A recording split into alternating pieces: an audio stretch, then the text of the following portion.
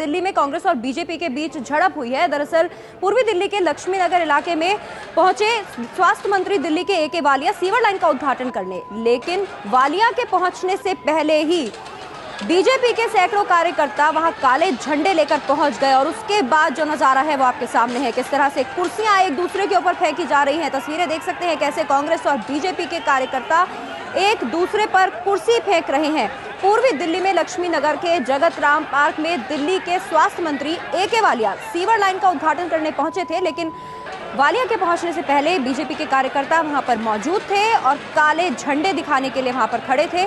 लेकिन उसके बाद जिस तरह से हंगामा शुरू हुआ वो तस्वीरों में आपके सामने है। हमारे साथ एबीपी संवाददाता प्रफुल्ल श्रीवास्तव जुड़ गए हैं। प्रफुल्ल, इसी साल चुनाव है दिल्ली विधानसभा के, उससे पहले इस तरह का हंगामा देखने को मिल रहा है।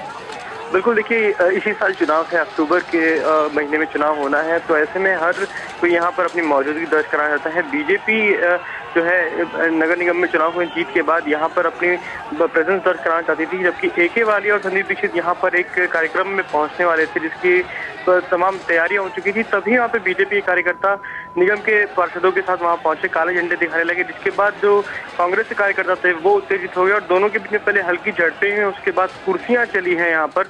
तो लोगों के बीच में पहुंचना ये बताने के लिए कि कौन काम कर रहा है कौन नहीं, यहाँ पर इसकी होड़ लगी हुई थी और इसी बीच में ये जो है जुदम पैदार हो गई यहाँ पे इन लोगों के बीच में।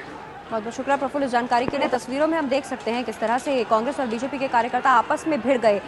दिल्ली के स्वास्थ्य मंत्री ए.के. वालिया सीवर लाइन का उद्घाटन करने पहुंचे थे पूर्वी दिल्ली के लक्ष्मी नगर, और वहां पर उससे पहले ही बीजेपी के कार्यकर्ता मौजूद, काले झंडे दिखाए और उसके बाद दोनों के कार्यकर्ताओं में झड़प हो गई।